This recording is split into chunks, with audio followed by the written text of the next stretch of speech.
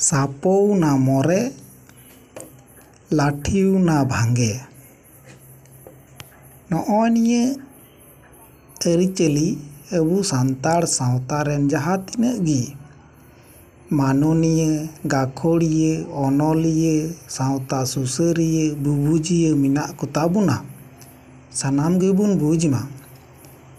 सेदाय खन गी जहाँ तिनाग मिटिन मिचिल रेबुन सेन आकाना सानाम कुरेगी अबुआ सावता समाज रेन मानमु गिबुन गय आकाना जेलेका इंग्रेज आमर रे सिदु कानू आयुर सुतुते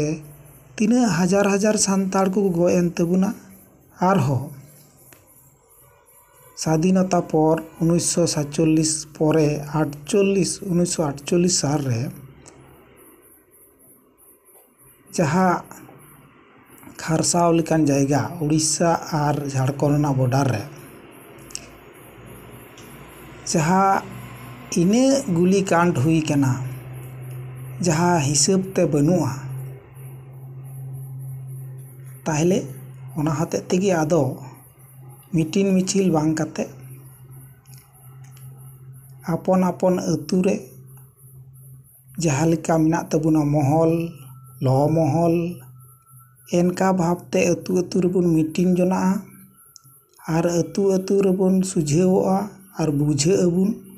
ओना काते गी अतु अतु बुन शक्तय तबुना चिदा से बांखान दो कथा रेको मेना सेंगेल ठे दो सेंगेल दो जतो गी लोयाय माने लो रापा चाबायाय और ओना सेंगेल जुदी चूल्हा मतो रेबुन जुला दाका हबुन जम दड़िया और दारी साकाम nyuru लेन खाय दारी लातार रे nyuru तेना ओना साकाम रे सेंगेल लगाव लेन खाय ओना दारी होय गजाय रापागाय उनका गी अबु सावता समाज रे जहाय नेंका गी को दारी साकाम खोय को nyuru कना जहाय सावता समाज खोय को अचोगोग कना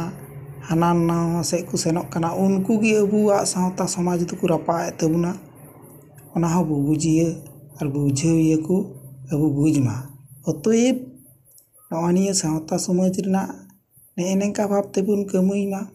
जहाँ दो सापौ ना मोरे और लाठी ना भांगे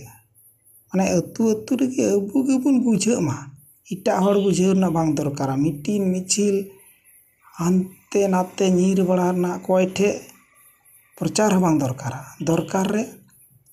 काराम ᱧᱩᱛᱩᱢ ते होक मिटिन हुई चनु तबुन जाहेर थान रेबुन मिटिन मा माइक और ऑलकेचार ते दो बांग नेंका अबु अबु तेगी और जहाँ अतु कुरे अबु बुन जहाँ पैसा टाका ᱧᱩᱛᱩᱢ तेको किरिंग अक्रिंग बुना ओना खोय हबुन सावधान रेबुन तहेन मा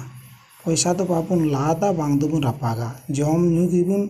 हुड़ू चाउली गिबुन जमा जोहार गी इन दो सोमनाथ हांसदा।